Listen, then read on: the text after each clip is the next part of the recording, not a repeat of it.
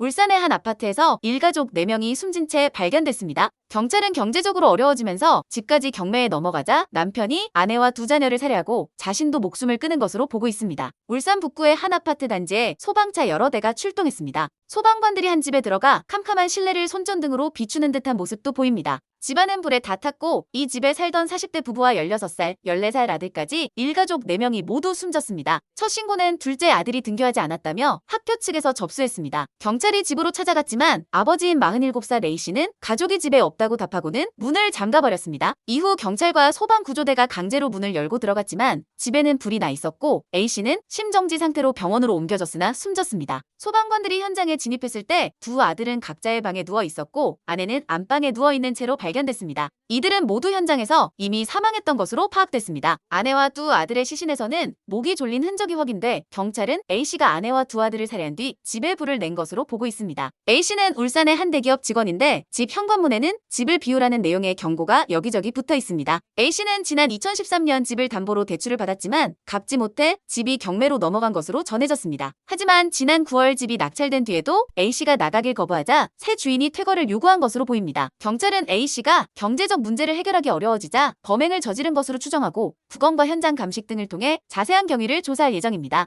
여러분들의 생각은 어떠신가요? 자유롭게 의견을 댓글로 남겨주시고요. 여기까지 시청해주신 우리 구독자분들을 위해 깜짝 선물을 하나 준비했는데요. 제가 항상 여러분들께 뭐라고 말씀을 드렸나요? 뉴스만 평소에 잘 챙겨보셔도 돈이 된다, 돈을 벌 수 있다 라고 말씀을 드렸는데요. 여기 보이시는 이스라엘과 하마스 전쟁 같은 뉴스를 보게 되면 여러분들은 어떤 생각이 드시나요? 그냥 뉴스만 보고 끝내는지 아니면 이 뉴스를 어떻게 이용할 수 있는지 이 부분을 고민하고 계시는지를 되물어보고 싶습니다. 그 이유가 뭐냐면 제가 지난 8월에 여러분들께 뭐라고 말씀을 드렸었나요? 지금은 로봇 사업에 관심을 가져야 한다. 뉴스만 보고 그냥 넘기지 마시고 투자 쪽으로 생각을 한번 해보셔야 한다 라고 말씀을 드렸습니다. 그리고 나서 이런 썸네일들 뉴스를 통해서 많이 보셨을 텐데요. 이런 로봇 산업이 이슈가 됐을 때 부자들은 어떻게 생각한다고 했죠?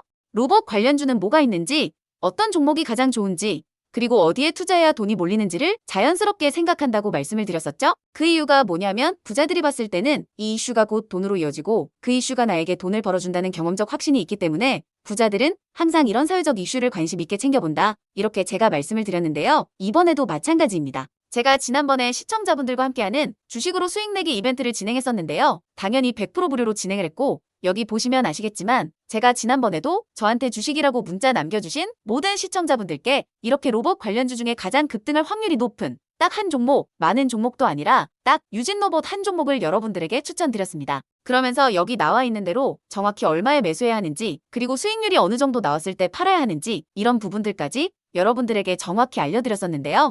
지금 실제로 어떻게 됐습니까?